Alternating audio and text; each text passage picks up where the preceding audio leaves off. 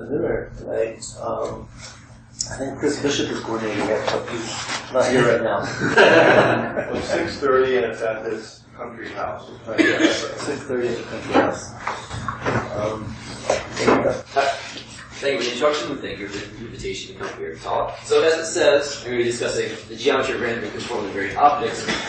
This is sort of designed to be kind of an overarching kind of an overview sort of talk to talk about sort of what it is that's going on in the field, what sort of area things that people study are, and kind of along the way highlight things that I've done that sort of relate to these things, and try and really discuss this very interesting and fruitful interaction that's developing these days between conformally variant random processes and sort of notions of conformal geometry and techniques that come out of the study, just the purely geometric or analytical study of these deterministic objects and sort of how these things interplay with one another. So this is a very brief little history here of the subject, which is that, so when did we first start believing this conformal invariance, and I'll tell you what I mean precisely in a minute, but this was first observed in the 1970s by Colloquium, and it's always nice to try and go back, sort of find the first paper, find a quote that sort of tells them, that sort of illustrates how important this idea was even back then. It's kind of an interesting thing, because this paper was actually incredibly short. It was only 3 pages long, and incredibly understated as well. So the best I could do is this statement, which just says that when you look at conformal invariant things, so conformal invariance makes it possible to calculate in explicit form any 3-point correlators. I won't even tell you what those are, but it's just sort of general these things, and greatly limited possible form of multiple correlators. And this is really a grand understatement, as we'll sort of see, and I'll try to convince you that in fact, this assumption of conformal invariance implies extreme amounts of rigidity in structure of these random objects, oftentimes limiting down to very small, one-parameter families of things that we can understand fairly well. And well, after this initial discovery, in the 1980s, there was sort of this development called conformal field theory. I just listed a few names here that were sort of central to the ideas that allowed physicists to non-rigorously study these objects, but produce many, many extremely accurate predictions about what should be true.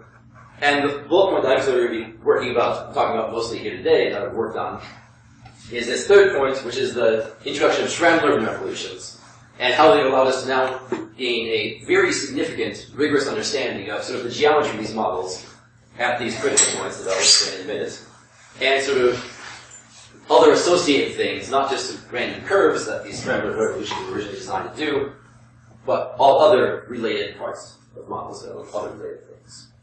Okay. So, how are we going to go about this? First off, I'm going to tell you, what are these conformally variant random processes? When did they come up? Why do we care about them? Where did they come from? And then after that, I'll tell you, what is it that we use to study it? What are these Schramm-Loewner Evolutions?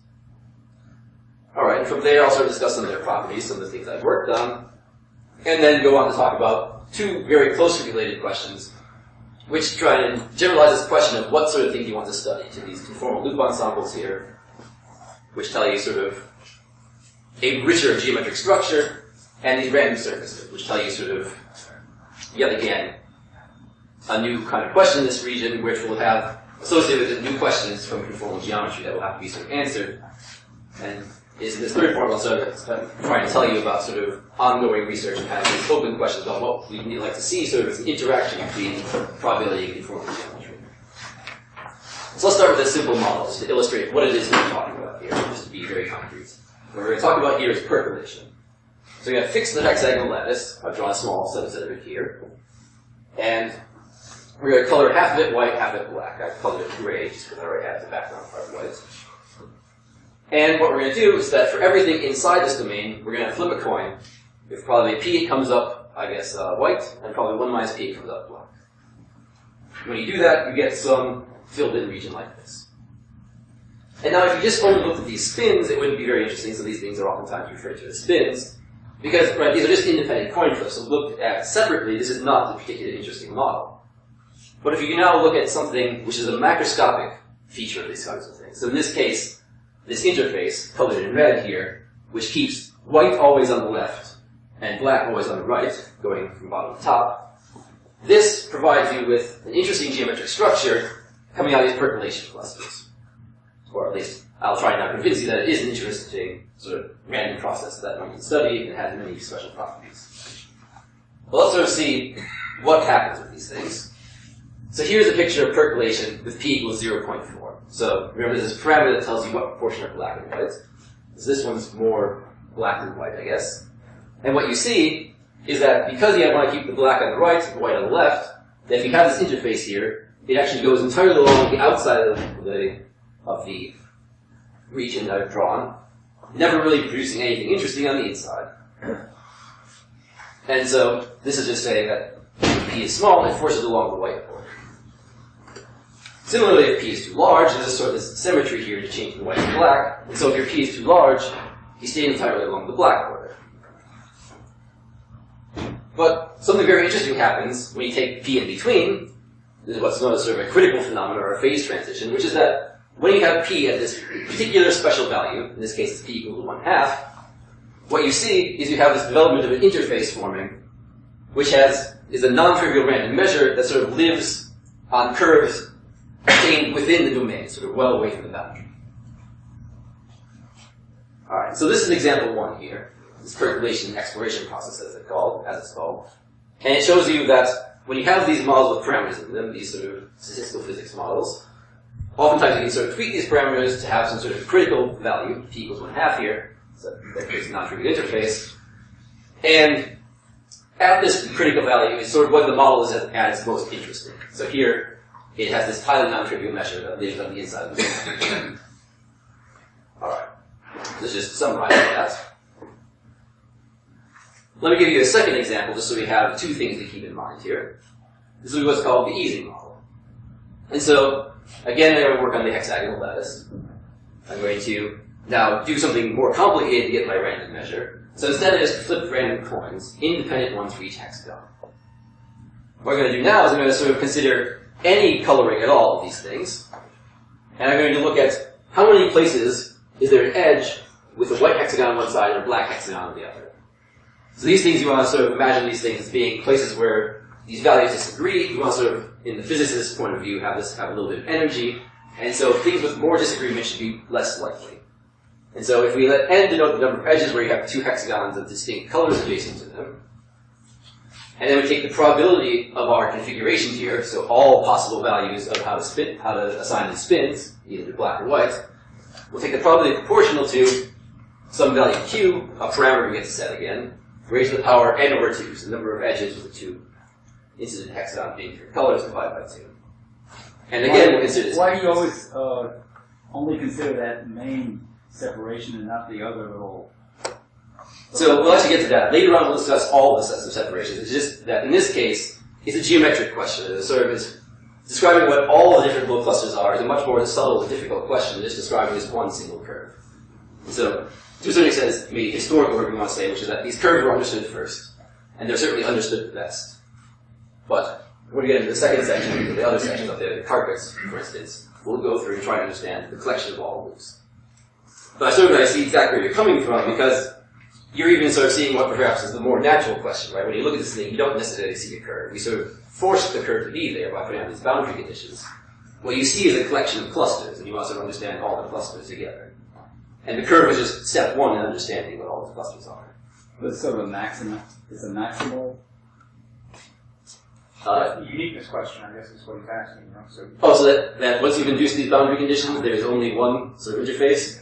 Yeah, that just comes out sort of just a combinatorial argument here, which is that this interface, as I've described it, just sort of, you can sort of imagine growing it. And at each step, you only have one choice if you want to make this interface do what I say, keep the black on the right and white on the left. Can you just repeat the definition of the interface? Yes, so it's just this is the curve.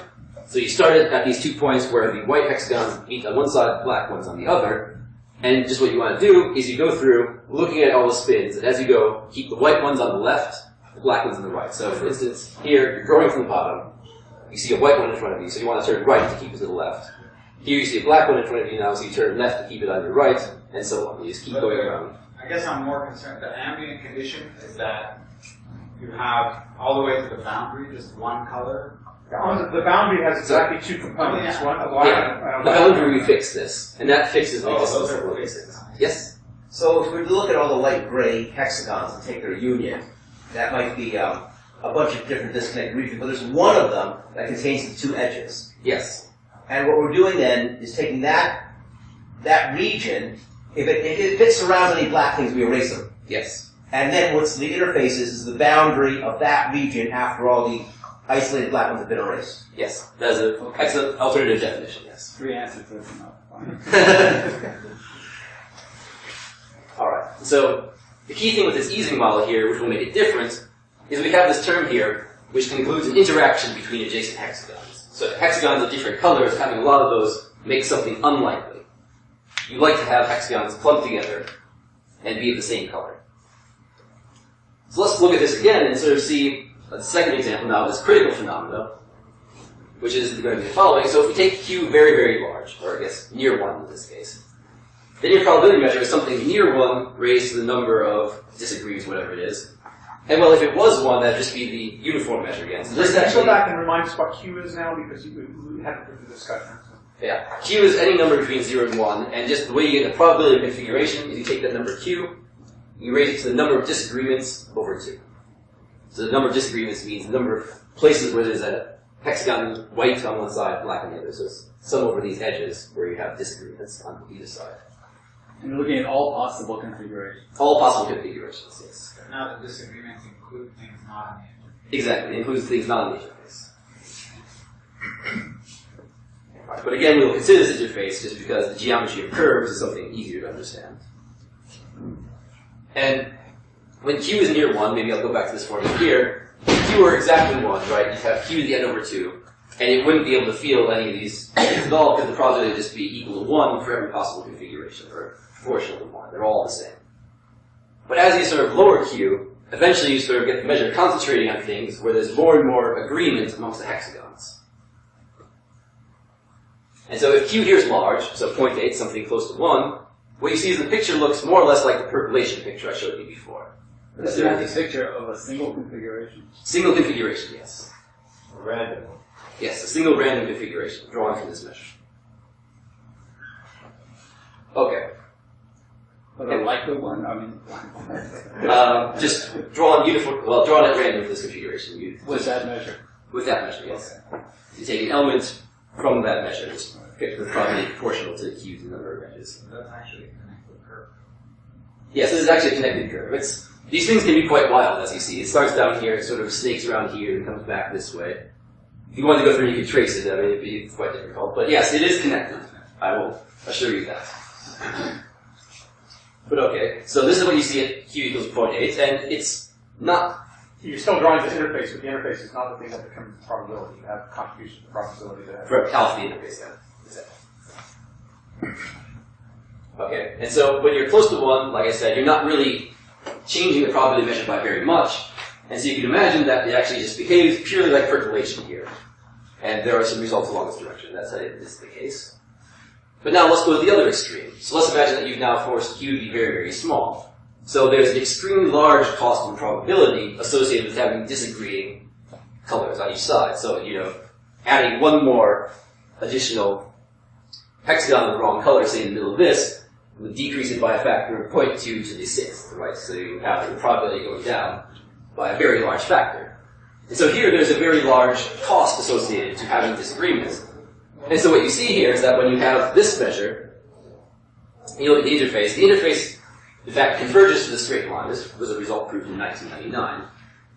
Is that, again, sort of when you pick Q away from this critical value, what you see is something that's, in a certain sense, trivial, right? That you have something that's simpler to understand and not the most interesting example, because I'll put it that way. But again, now, there's a critical value. In this case, given the way I've set it up, the lattice and the choice of all the way to express things, Q equals 1/3 is the critical value here. At Q equals 1/3, you can sort of think of it as there's a balance in play. There's a balance between the randomness of wanting to have more different configurations available to you, so, coin flipping gives you the most possible configurations. Right? So they're always all possible. What I mean is they're all equally likely in that case, so you'll see them all. Whereas here, we sort of balance that out with this fact that we want it to have contiguous regions of the same color. So this is kind of this phase register always lives in sort of this balance here between where you have these contiguous regions or these regions which are in the opposite color. Okay. And so this is again an example of a new sort of non-trivial measure on these curves, which gives you some sort of interesting interface to study. Alright, and so, Why do you measure our curve? it's just that when you, so you take the measure out of configurations, right? That's just given by the formula. You can define the curve, and then the curve you can take as a mapping into, push the measure forward, yeah. In what sense is this critical? The sense in which it is critical is that, so, that's a very good question, because if you have p equals 0.8 or anything bigger than a third, what you end up seeing is that it will end up looking like this picture always. So sort of there's this sharp transition where if you're bigger than a third, even by a very small amount, as long as your lattice is large enough, it will look like this picture. But if you're now, much smaller than a third, or anything smaller than a third is what I mean to say, even a third minus any epsilon, as long as your lattice is large enough, it'll start to look like this picture. And so the criticality there is that there's this one value for Q, at which you get to see something non-trivial, which you see something which is more interesting. So for every Q, you get a measure on the curves, right? For Yes. every Q. For every If Q. something changes about what's happened, almost surely. Yes, and What so, would you say? How would you describe the critical point in terms of qualitative property of this measure? yeah, Hausdorff dimension would be an excellent one, yeah. So when you take the limit of these things, which we'll discuss in a moment, what you'll see is that the Hausdorff dimension would change drastically. It goes to 1 in the subcritical regime. So the Hausdorff dimension of this thing, the limit, will turn out to be 1. This is just a straight line. In fact, that has been shown. In this case, it behaves like percolation, so that has a different dimension. I won't get into what it is, but it's 1 plus 6 over 8. And how's the critical value defined in terms of the curve? It's just the point at which you have this discontinuity in these observed phenomena.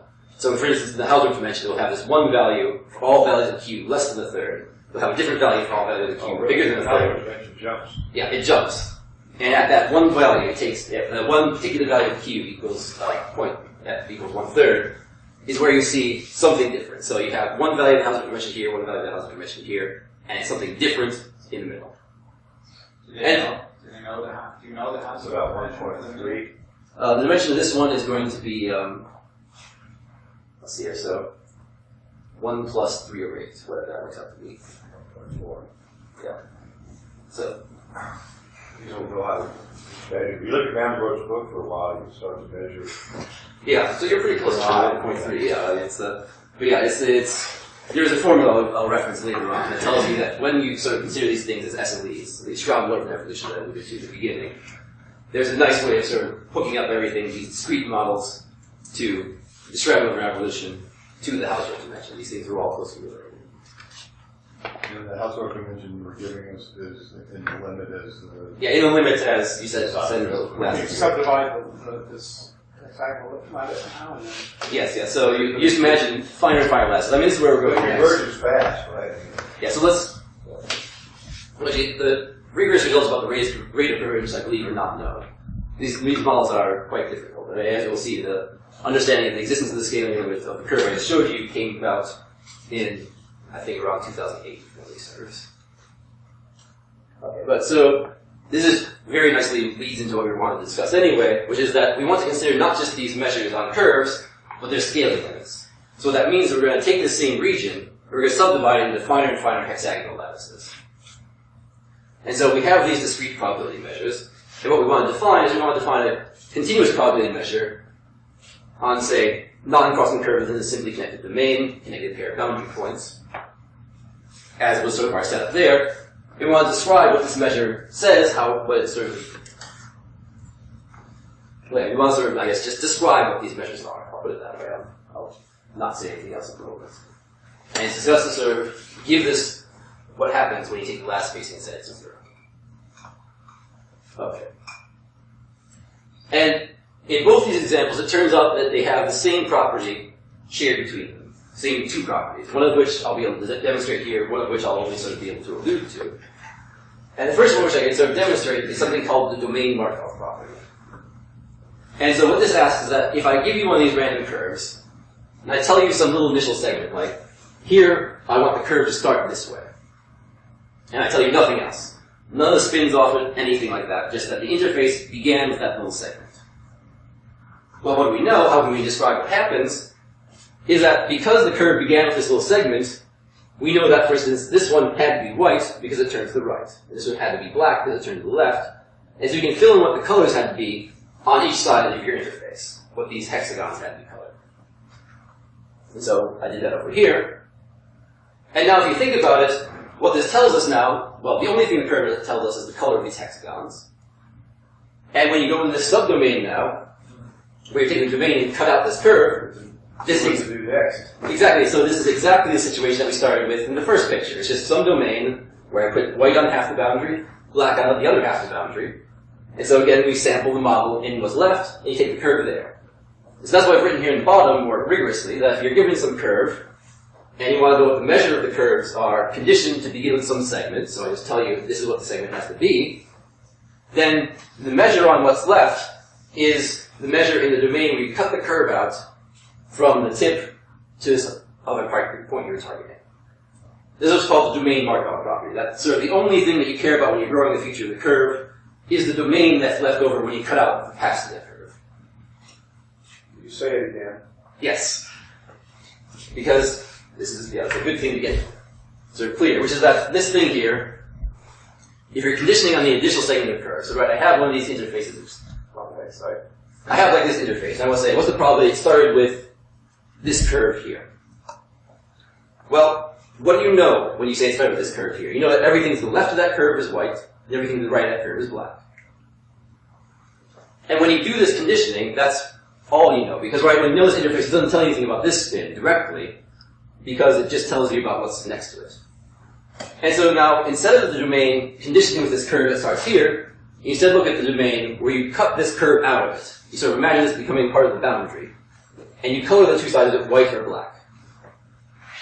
And once you've done that, right, what you know is that the measure that you see in the remaining domain is exactly the same as the one you started with, because all you do with the color of these hexagons, you condition on that, is the same thing as sort of cutting a little bit out of your domain.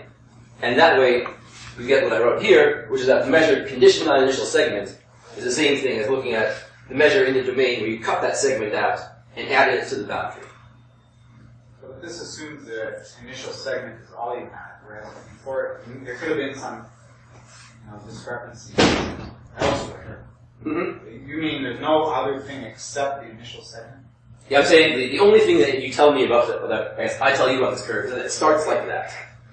And I ask you, how is it going to finish?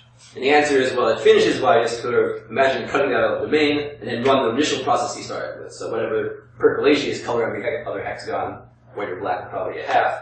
Or for the easy model, you take the probability conditional to the number of disagreements and sort of look there.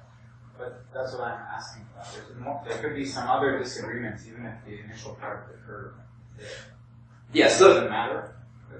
So that's the statement is that, no, this is just a combinatorial fact here, right? Because if you look at the ones that have this initial segment, and you sort of sum over those, because that's the probability this initial segment occurs, that sums over all these other different ways of assigning spins off of it. Yeah. Alright, and so this is something that holds in our discrete models. We have this domain Markov property. And so when we go to the continuum, we'd like to have this thing be assumed as sort of an axiom for us now. Right? We're trying to understand what this thing becomes in the scaling limit. We have this holds true in our motivational models here, our percolation and easing model. So this seems like a good axiom to assume on our random curves. The other one is much harder to motivate, but came out of the, as I said, statistical physics work in the 1970s, which is the notion that these curves are conformally invariant. And what do I mean by that? Is that if you have, say, a pair of domains, omega and f of omega here, and you take these two domains and you tile them with a very, very fine lattice, and you run your curve in that. So our claim is that when you do this procedure and take the scaling limit, this thing will give you what we're going to be calling SLE in this domain, between this point and this point. You can do the same thing in this domain down here. You sort of subdivide it up into hexagons or squares, I guess, in this picture. And you try to understand what's going to be the scaling limit when you take it between this point and this point. And a very interesting fact, which is coming out of statistical physics, or motivation, because I always say this was not at all clear until we finally discovered what these SLE objects were and proven that they were the scaling limits, that there should be this conformal invariance. But the idea is that if you want to know how this measure on this curve relates to this measure on this curve, they're related by taking the conformal map, which sends this point to this point, this point to this point, and this domain to that domain. So if you take a sample in one domain of this SLE, and you conformally map it to another one, the resulting measure on the curve you get by sort of pushing forward the measure is the same. What does SLE mean? Schramm-Loewner Evolution. This is sort of what we're trying to develop here, this scaling limit. I'll give you a formal definition. Alright. And so these are the two axioms that sort of were developed from this understanding of statistical physics, that these things should be domain Markov, just from the demonstration I gave, and it should be conformal invariant from some motivation I can't quite give, because it's sort of the motivation comes from the proof if you sort of work with mathematics. I'll put it that way. But there is an extra symmetry left under one parameter. Yes, and so it's from the statement I gave you, is then a theorem that it has to be invariant under that symmetry. That pushes open sets strictly inside themselves, right? Yeah, if you have something here, it pushes over here, then down here, yeah. But it just means it's essentially expansion it's, around each of the endpoints. Yeah, so I mean, a good way to think about it is the upper half plane is a perfectly good, sort of simply connected domain. You go from 0 to infinity, at which point this degree of freedom, you're talking about dilation. And so this random curve will have to be scale invariant in particular. They do a curve on invariant, measure on the space of water. It's measured on the space, yes, that's very important. Alright. And so the quite amazing fact proved by Rohde and Schramm in 2000, or a little bit before, depending on how you want to measure things, was that if you assume these two axioms, you now completely understand what possible measures on curve there could be. There's in fact only a one-parameter family of these things. So you get to pick a real number kappa greater than equal to 0. And once you get where you're handed that kappa, well, that's sort of the only choice you have, right? So if you do one of these things for percolation, or you do one of these things for the easing model, and take the scaling limits, the only thing you need to do in order to discover what the scaling limits are is identify the value of kappa associated with it. So there's only this one choice, one parameter of choice in what the scaling limit is. Now this is a fairly, I think, a phenomenal and unexpected result. I mean, thinking back even to when Polymorphic first talked about it in the paper in the 1970s, he said something along the lines of it greatly restricts the potential value and possible values of the observables. But what we see is if you consider just these curves here, in fact, it restricts it so greatly that there's only a single parameter you get to tweak to tell you what these models are. And this sort of has broken open this area for mathematical studies, because once you have this understanding that if this thing's going to have a scaling limit, it's got to be one of these things for kappa, you just have to sort of identify what that kappa is through some technique, and then show that you have tightness in the space of curves, and that will ensure convergence to one of these things. There's sort of a... So what class of curves is this measure actually defined on? So that's actually a very subtle question. I'd like to sort of dodge that if you allow me to, because you want to have these sort of curves understood modular reparameterization. So you sort of So it's the right way, the normal way to talk about is you take sort of Borel swing algebra so that associated to curves where you associate a distance between two curves, which is given by sort of their Hausdorff distance after you're allowed to reparameterize one versus the other. So you sort of allow arbitrary reparameterization, you look at these screens distance between them. This introduces a metric on the space of curves, this modular parameterization. And then it's on that space that these things are defined. It's a little bit of an annoying thing. You can ask how regular is the full set, and that depends on the problem, right? On the cap. Yes. So you'll get all sorts of interesting results, and I'll sort of outline a few of them here on the next slide. Okay, so as I sort of indicated, this thing here, as I said, blew open this world of studying these random processes, these phase transitions. Just to give you a few examples, so there was the percolation exploration process, that one I showed you before, that corresponds to kappa equal to 6. The easing model interface here, in 2011, even later than I thought, was kappa equals 3. And then there's a whole bunch of other ones. I'll maybe omit the definitions here, except for maybe with one. So there's this one called loop race random walk. This one I want to sort of single out as being of note because its definition is very different from the ones I gave you before. So it has nothing to do with hexagons or anything like that. Just what it is, you take a simple random walk. So take probably 1/4, take a step north, south, east, west. There's probably 1/4 each. And each time you complete a cycle, maybe I'll draw a picture of this. Each time you complete a cycle like that, you just get rid of it. And then you keep going. So maybe you go like this, and now there's a cycle there, you get rid of it. The cycle there, you get rid of it. Until you hit the boundary of whatever domain you're working in. This defines for you what is called loop race random walk. Completely different in sort of spirit from any of the ones we looked at before, but it's still the case that this one converges from now kappa equals 2 to an SLE. Now as you can see, there are a fairly large number of ones that have improvement. I've listed them here. A few more which are conjectural, which are sort of ongoing research projects with a number of people. And so these things have sort of allowed us to understand a great deal about these processes, because once you've identified this as the scaling limit, You can also study these SLEs. These SLEs will have an analytical definition.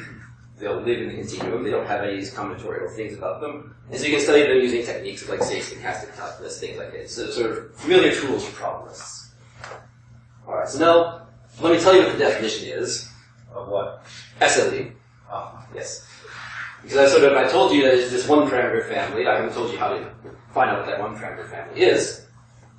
And well, what we see here is, well, because we have this conformal invariance, it suffices to describe this measure in a single domain. A favorite one to do is take a curve going from 0 to infinity in the upper half plane. That's a good sort of standard domain to work with. And what we're going to do is we're going to imagine taking the upper half plane and cutting out a small section of the curve. So you have, here's the upper half plane. You take your curve up to some time t, and you imagine what we call h sub t, which is going to be the upper half plane, with that initial segment of the curve removed. So the thing that we're used to from the domain Markov property that I described before. And once you do this, this is some simply connected subdomain of C. And so in particular, there exists some conformal map G sub t, which sends this back to the upper half plane. Why is this the right thing? Is because we know that when you continue this domain up here, whatever the curve happens to do, it's got to be the same distribution as what would happen in the upper half plane originally. So once you sort of understand this conformal invariance business, you say, I grow the curve for a little while, I map it away using a conformal map, and then I grow the curve for a while in that domain, and you keep repeating. And well, if we parameterize our curve, what's known as capacity parameterization, so you parameterize it so that this uniformizing map G sub t satisfies the following differential equation at infinity, so it's z plus t z inverse plus big O of z minus 2. You can do this by sort of just translating, dilating, sort of just standardizing it a little bit. Then what you see is that if you have some curve gamma t, there's a differential equation that these GTs satisfy. There's a Liouville differential equation. This is something that's familiar to anyone who sort of studied things in sort of complex analysis, or probably many people have, as this is a tool that's been used, so it was used in the solution of, say, the Biedenbach conjecture, thing like that. So this is something that's been around for quite a while, since the 1920s. But what it tells us is that if we're given a curve in the upper half plane, we have this parameter of this one parameter family of conformal maps that we get by sort of doing this GTZ business, and it has to satisfy this differential equation, which turns our curve in the upper half plane to this random function WT on the boundary here. That's in this differential equation. So what happens? Gamma becomes part of W? So gamma itself is some curve in the upper half plane, and what happens is as you take the conformal maps, and you actually watch where the point gamma t is sent to under these conformal maps, that gives you this function WT. And so it's a way of sort of translating this curve in the upper half plane to just a path on the boundary. Is this a non-crossing curve or an embedded curve? Non-crossing in this case. Yeah, that's sort of one of the axioms we had when we wrote down the definition, was that these curves had to be non-crossing. Okay.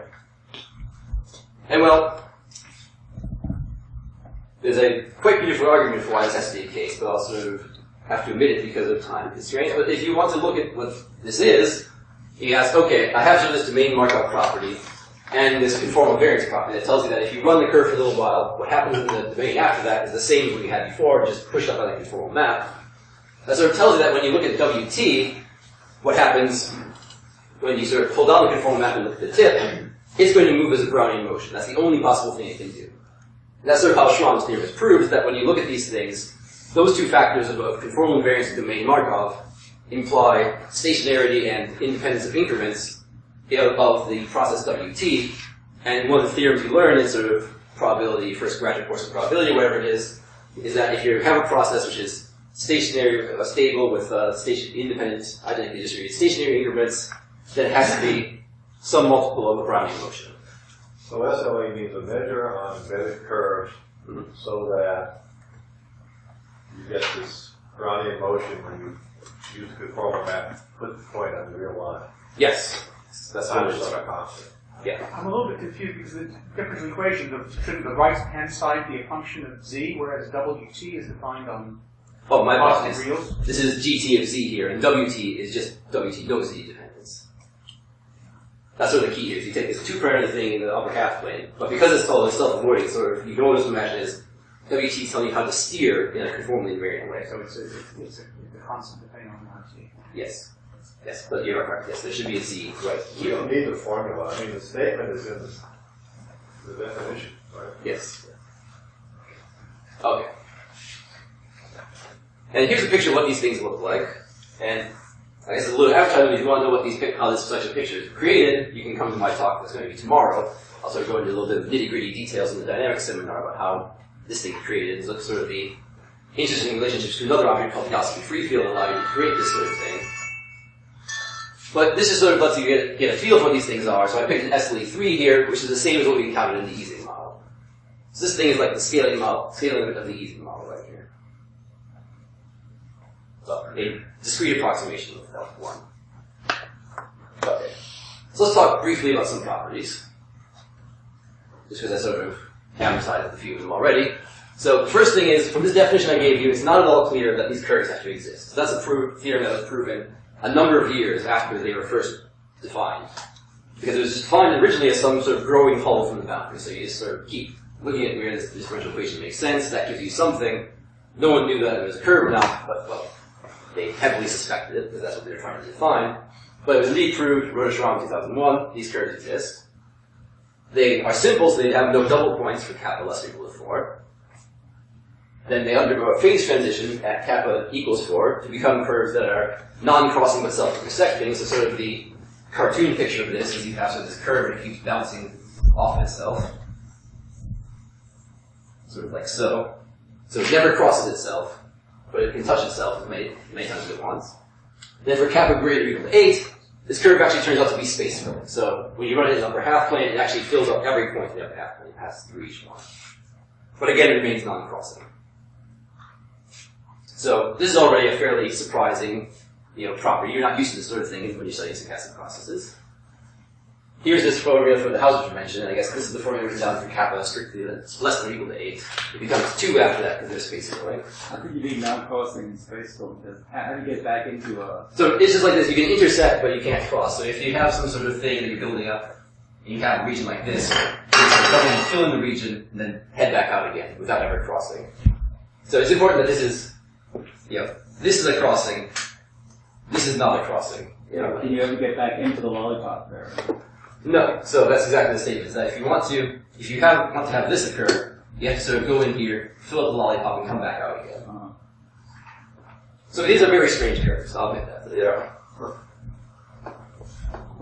Alright, then just to say a few words about my own work on these sorts of things. So these are all I skipped this one here. So another interesting factor is that these curves are reversible, by which I mean if you take a curve going from 0 to infinity versus infinity to 0, those two curves are the same distribution, you just parameterize them in the opposite order. This is not at all clear from the definition I gave, because the definition I gave of SLE here inherently has a direction to it, right? You're growing it from 0 to infinity, and it has this weird linear chain description. And so that was one of the great advances, sort of 2008 with Dapeng-Jean, then recently in 2012, Miller and Sheffield proved it this is for a value of kappa between 4 and 8. When there's these phase transitions, proofs oftentimes only work in one machine.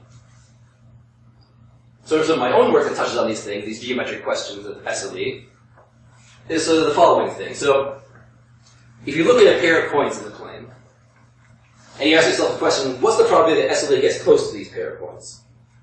Alright, so you can think about it in terms of radius. That's been answered recently this past year, 2014. But if you instead ask about it in terms of conformal radius, so a conformally invariant notion of distance to the boundary, then what you see is that if you look at the probability you get within conformal radius epsilon of both these points, well, this turns out to be something that's quite hard to actually work with. It's kind of surprising because you sort of think this might be sort of a zeroth order question, right, about these kinds of things. You want to say, what's the probability you get close to 1 point, 2 points, 3 points, and so on. But it turned out to be quite a difficult thing to sort of go through and see what's the limit of epsilon delta tend to 0 of this normalized limit. And so this sort of tells you that, heuristically speaking, what happens with these curves is that when you condition them to pass through a single point, it doesn't do anything too weird to what happens when you pass through other points. Where's the kappa? So the kappa is embedded in this D dimension, which is 1 plus kappa over 8. Oh. Yeah, it changes the dimension, so it changes the probability that you hit these individual walls. So to ask this question, you already have to know what's the algebra dimension of the curves? Things like that, yeah. Because otherwise you'd have to go through to guess these exponents in instance. But actually, so the logic ended up being a little bit different because for one point this has been known for quite a while, and it was important in the work of Befar in 2008 to establish the one-point version of this estimate that the probability to hit a single ball looks something at least bounded above by something of this form. And also to prove something along the lines of this one, but without the ability to take rid of it, so a less, not as sharp a version of this. Is there any way you can tell from the Green's function after the fact what the dimensions is? Yes, if you look at sort of the singularities, you move 2 points together, the rate at which that blows up, right? Because it'll probably hit this ball much harder than it hit this ball and this ball. So when you move them together, it blows up. And it blows up with an exponent of 2 minus t. So is that how the dimension is established? Yes. Oh. Well, so like I said, he gave only a bound, not this limiting form. Another one was sort of these geometric things that once you have this Hausdorff dimension, you might ask, what happens when you parameterize these curves, right? Because they come parameterized by this capacity parameterization. But I sort of told you when you asked a question, on what space do you think about these curves existing, and I told you we think about them existing as curves modulo parameterization. And the reason that we do that is because this capacity parameterization is not probabilistically very meaningful, it turns out. When you think about the discrete models, you don't see the capacity parameterization there. So it's something that the definition gets a little bit wrong. And indeed, if you go through and compute the polar continuity of the capacity parameterization, you'll see that it's something that does not really depend properly on the value kappa, meaning it does not match up with the Hausdorff dimension. What I've shown in 2012 is that if you now go through and you ask the question, okay, if I tell you I want to reparameterize it to be polar continuous of some order slightly, I guess, worse than what we think to be true, is 1 over d, can you do that? And the answer turns out to be yes. And so these notions of dimension you have, like the optimal Holder exponent and the Hausdorff dimension, box kind of dimension, these things all agree for SLE curves. Yes? What about beta values of kappa? So, yes, as you see here, kappa up to 4 is where this sort of theorem breaks down, and that's sort of ongoing work, actually, that we have currently a work in progress with Greg Lawler and Rohde that extended estimates needed to do this to kappa up to 8 things become different because of space filling. And squeezing boxes is easily. Yes, it's delicate. Okay. So that's what I wanted to say about SLE. And as you pointed out, this isn't necessarily the most natural question to ask, right? Because when you look at one of these pictures, you don't necessarily see the curve crossing it. In this case, I did not impose boundary conditions like before. Here imposed all white boundary conditions. So instead of a crossing curve, we see a collection of clusters. And well, it'd be very nice if we could go through and understand what these clusters are. But there's an issue with that, which is if you pick a point here, and you sort of imagine you want to find something like what the cluster is around that point, you run into difficulty, which is that you can sort of see it building up here. You have this outermost white cluster. Then if I look at this point, it'll be inside a black cluster. Then inside that, it'll be inside a white cluster inside the black cluster, a black cluster inside the white cluster. And in fact, you can prove that for almost every point, with probably one, you have alternating infinitely many clusters surrounding the point. So this leaves it sort of ill-defined if you wanted to say, what's the probability at this point is black or white or something like that, or what's the configuration of the full thing. In order to get around that, you do what I've sort of outlined here. So you sample with all white boundary conditions. You consider this outermost component made of white hexagons, so everything that connects to the boundary by passing through only white hexagons. And you throw away everything else. So you throw away the details on the inside. And now what this gives you is it gives you some random carpet, in the sense that you have this open set, and you cut out of it all these little Jordan domains here. And now, a very natural question, and one which will bring us into more modern, more advanced notions like conformal geometry, quasi-conformal geometry sort of things, is how do we study these carpets in this random setting? What can we say about what goes on there? Yes? So if I looked at the boundary of one of these components, I just zoomed in on it, it would look like if I zoomed in on the diagonal thing that connected to the corners. Yes, exactly. So that's a good point to make, which is that these things here locally will look like the SLEs that they normally would. So this one, it'll look, if you zoom in on a little circle, it will look like an SLE3. That this interface going from corner to corner wasn't really special in any particular way, except for the fact that you have now, well, except for the fact that it went there, but you can sort of think of it as a local picture of what goes on in one of these clusters. Alright, and so these have their own axioms. These kinds of things that are known as conformal loop ensembles. And well, it satisfies conformal invariance, the exact same conditions before. They take the measure on the image set, which is the same thing as composing the measure by the conformal map. They satisfy another property which I won't get into here called restriction, which is essentially a built-up version of the domain Markov property that tells you that what happens when you remove all these components that intersect something you care about. If you want to, you can ask me about that exact axiom later, but it's a little bit too much to get into right now. And the theorem from 2011 is that, again, you have this one-parameter family where things sort of work. In this case, kappa can be anything from 8/3 to 4, if you want one of these random disjoint, non-nested Jordan loop kind of carpets. Alright. And so, this is, as I said, a random carpet, which is just, you take the sphere, you cut out a whole bunch of disjoint Jordan domains, and people have been studying these things in analysis for quite a while. And the tool they use to study these things most commonly are quasi-conformal maps. And so here's just a rapid definition of quasi-conformal map. Maybe I'll even give it to you in words rather than the formula we've written here. Whereas a quasi-conformal map is one where if you look at sort of a pair of circles, you look at how much it's sort of dilated out versus dilated in. So if you take a circle of radius r, you look at how far away is it in the image. Okay. This again is something easier with the picture. So a map is k quasi-conformal if, when you look at any circle, the image of that under f, it'll give you something, and you just want to know that the annulus here, that maps, that's centered at the point, at the center, is of some, no worse than some fixed aspect ratio. And these should be thought of as kind of weak inversion conformal maps. And well, why do we consider those in this case? Because we get a very nice theorem for this form. So this is a theorem from Mario Bonk in 2011. Which is that suppose you have some sort of carpet, and, well, we have these uniformity conditions, that they're uniform quasi-circles, and that they're well separated from each other. So there's no two really big components right next to one another in a uniform way. Then what he shows is that there's a quasi-conformal map that uniformizes this in the sense that it takes this carpet and sends it to a circle domain, and moreover, if that carpet has measure 0, then there's sort of this fact, this unique up to Mobius transformation at the end. So you sort of have the same thing you expect from conformal maps, this uniqueness of the map up to Mobius transformation, in a setting where there's, in fact, no interior anymore, so there's no conformal, just this quasi-conformal notion. And a natural question is then, well, what about the ones that we care about? So, here they are.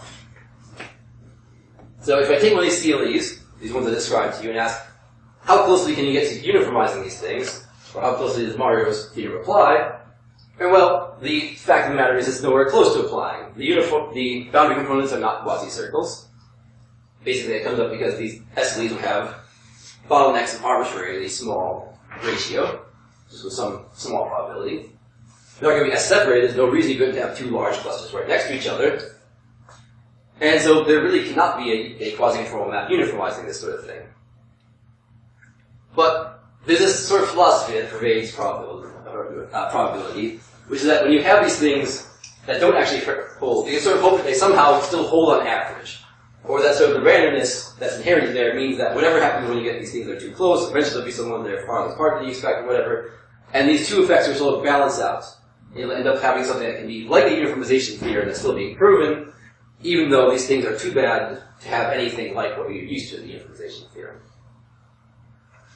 Alright, so here's the theorem that I proved with Stefan Rohde. And well, all I say here in the setup is you're just going to take now one of these carpets that comes out of the CLE and take only finitely many of these loops, right? We have this collection of loops. And I'm going to take, say, my favorite 10 of them, or whatever it is. Because this is now just a simply connected domain with a few holes cut out of it, we can just map those out by the Kobe uniformization theorem to some circle domain. So there exists some way of uniformizing this, just from general analysis. And well, the question is, do these circle domains now converge in a certain sense as you let the number of loops you uniformize go to infinity? So do you have sort of uniformization in the sense of the geometry of these circle domains? And what we prove is the following result, that indeed, if you look at just the location of these circles, so don't think about the map uniformizing or anything like that, just think about the geometry of the picture you receive, then we have that these things can be sort of uniformized, at least subsequently, you get some sort of non-degenerate circle domain. So the circles won't collide with one another or expand out the infinite radius or zero radius or anything like that. You have a well-defined collection of random circles, which can be thought of as the quasi-conformal, the conformal uniformization of this CLE cascade to a certain extent. Okay. So, that's showing tools. You're going to skip it. Depends on when the talk ends. Huh? Okay. Depends on when the talk ends. Okay. Yes. So again, you can ask me about this picture. It shows you sort of how this argument works, in at least in my mind, so the structure of how these things all go through. But I want to at least give 2 minutes of just quick discussion about where all this is headed. Because in this notion of sort of this quasi-conformal geometry or conformal geometry, we'd like to sort of extend these notions of conformality or quasi-conformality to a larger setting that contains these random objects. And there's sort of one kind of random object nowadays, which would sort of be the poster child for these things, which would have sort of a large collection of these technicalities you have to deal with. It would be very interesting to understand, which are what are called random surfaces or quantum gravities, depending on who you ask. And so the idea behind these things are quite simple. You take 100 triangles, whatever it is, and you just glue the edges together in any way you can that ends up with something that's homomorphic to a sphere. There's only going to be a finite number of ways to do this, and so this gives you a random measure just by picking one at uniform on sort of random triangulation of the sphere. And you can study these things in different ways. The metric space structure is nowadays very well understood. We made it work with Lawler and Mirmont, many other co-authors as well. So if you assign, say, each edge of these triangles distance 1. But sort of the big game in town right now is these notions of these conformal structures. So right, you assign each one of these triangles and you say, I want this to be an equilateral triangle. And now, when I sort of glue these things together, you get something that's has this Riemann surface structure given by sort of decreeing each triangle to be equilateral, and you sort of have charts of the corners and edges the way you need them to be. So the question is, when you uniformize this to the sphere now, what do you see? As you say, take n to infinity. So here's what you take, when you take n to be something quite small. So here n is on the order of a few hundred. So here's what happens when you glue together here a few hundred quadrilaterals. And as you sort of see, you have this kind of interesting tree-like structure. That means that when you try to uniformize it to the sphere, in this case done via circle packing, what you see is that you have these regions where it's much more finely sort of subdivided. There's a lot of mass of these triangles sort of building up in those regions that come from these very spiky arms here. And so if you look at sort of the Jacobian derivative array, I want to say these things, you understand how that behaves under this uniformizing map. You'll have these regions with very, very large derivative coming from this extremely strong sort of collapsing phenomenon. And understanding how you can sort of take a limit of these things and go to infinity is one of these wide open problems currently, trying to understand what does this picture mean in the limit. What does it have? What's the circles associated with the surface? So yes, this is a story I could talk for an hour about as well, but so the idea here is to each vertex you associate a circle. We're going to declare that the circles have to be tangent to one another if they're connected by an edge. And there's this work, Rohde and Sullivan, various things that sort of tell you that these things look a lot like conformal maps, in a certain sense. And so we can use this as a proxy now for sort of what uniformization of this surface would look like. Alright.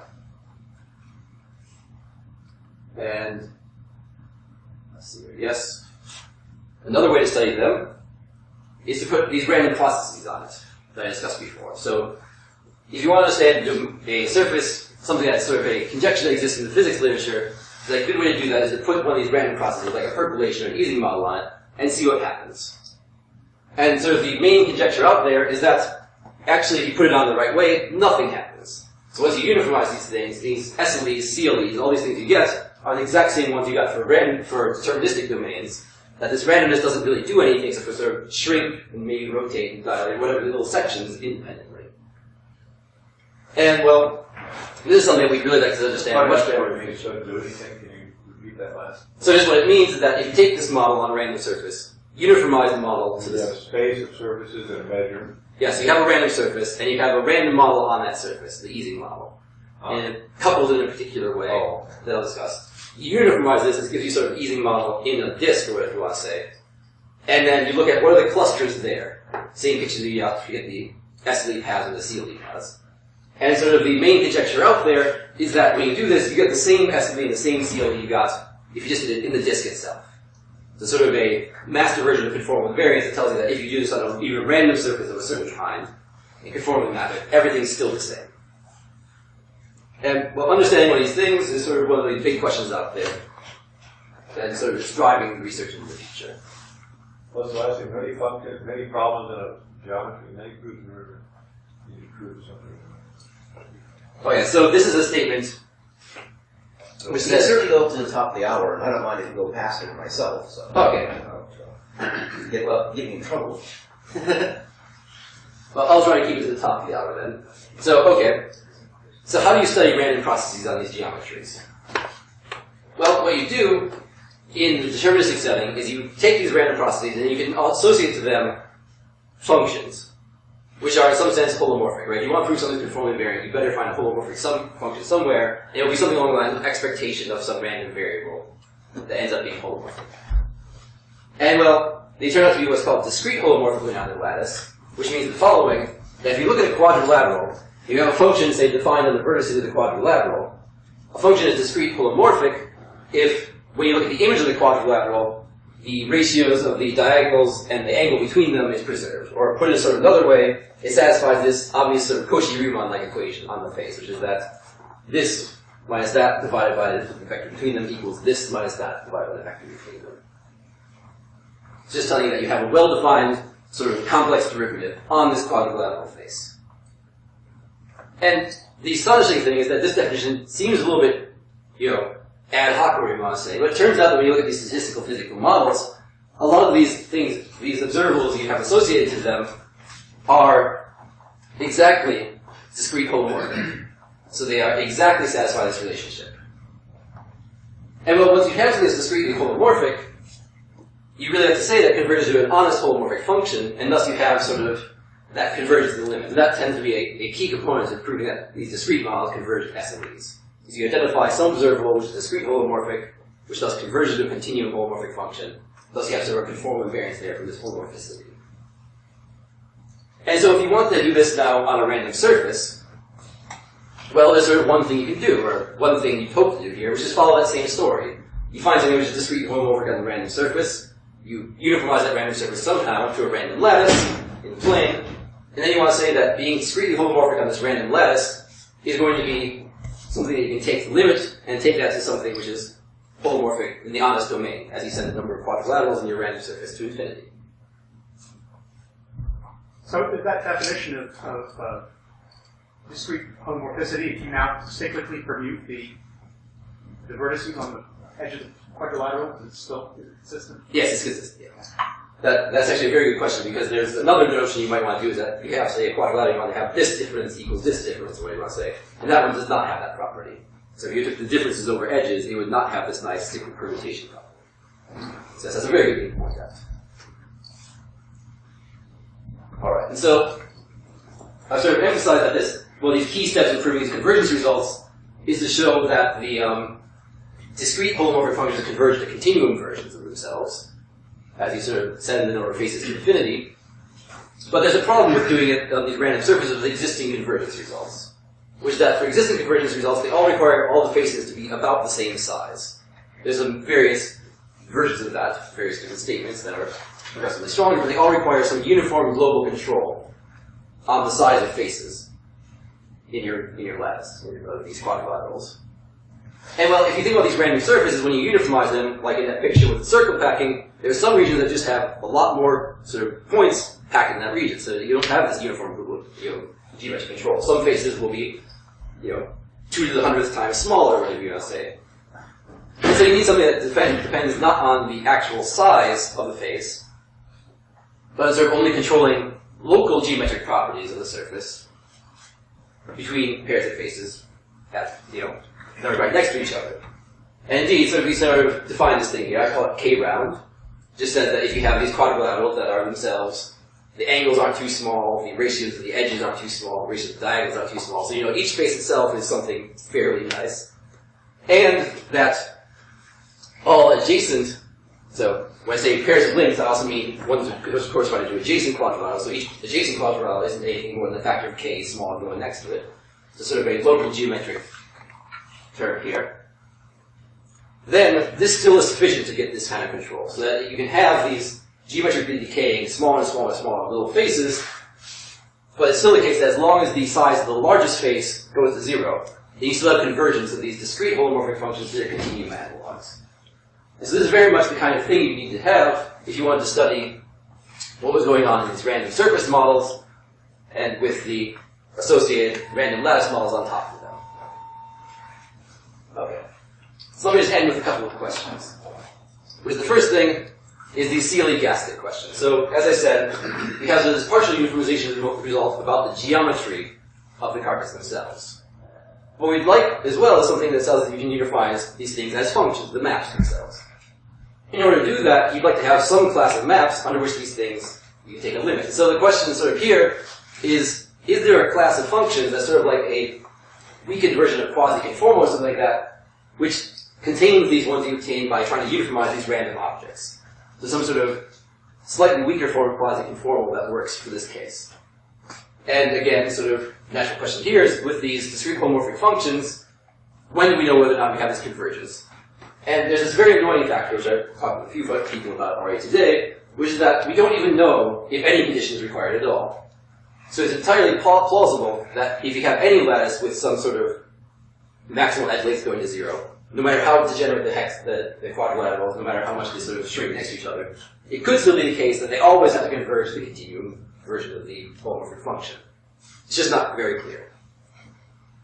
And well, finding an example like that would be good, so we can understand the problem better, or sort of getting results with weakened nuclear sort of assumptions.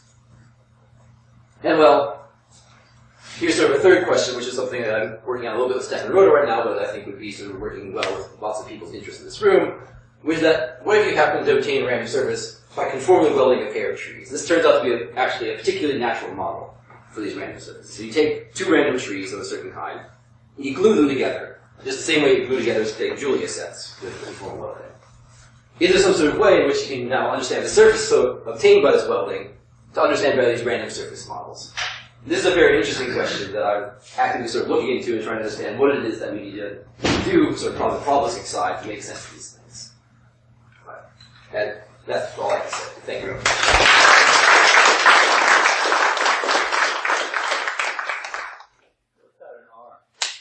Oh, yes.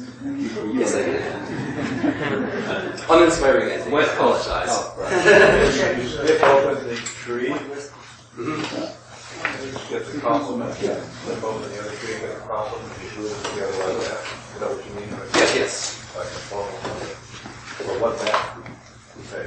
So it's just so let's draw a picture like this. So if you want to sort of, so the way that you sort of want to imagine is you have your tree on top, which is made by taking a circle and identifying various portions of it.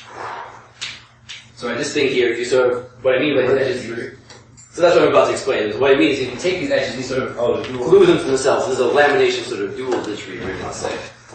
This tells you sort of how to weld things up here. And then you take this cylinder and you put another one on the bottom. And then you take this height of the cylinder here and send it to 0. What happens is the question. If these trees on the top and bottom are chosen uniformly at random.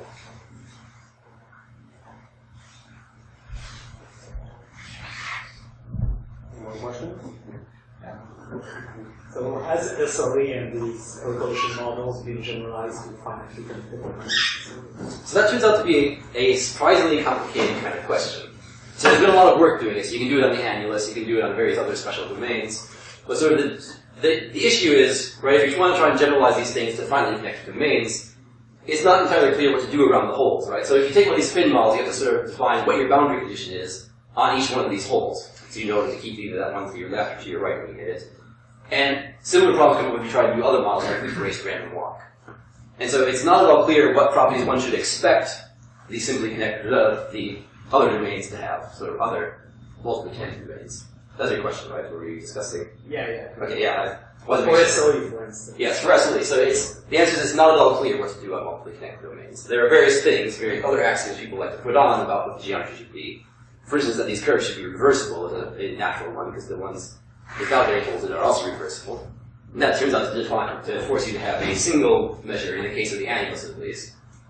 But these all turn out to be very sensitive questions where the problem is that overall we don't actually even know what question we're trying to answer. We don't know what properties we want this process to have to sort of capture all the richness you can find in these various discrete models.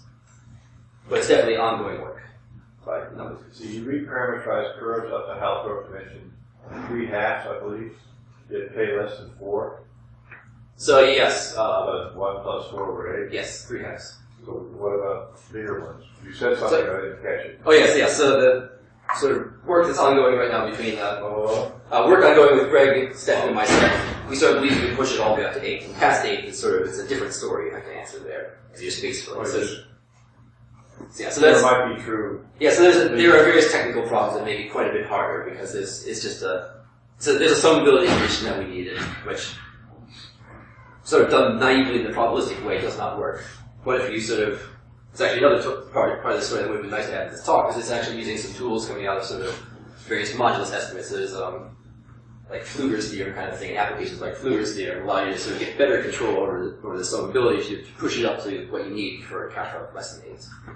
So there's a much wider range of things where you can do it if you sort of bring in heavier machinery, at least for a probabilist what's considered heavier machinery.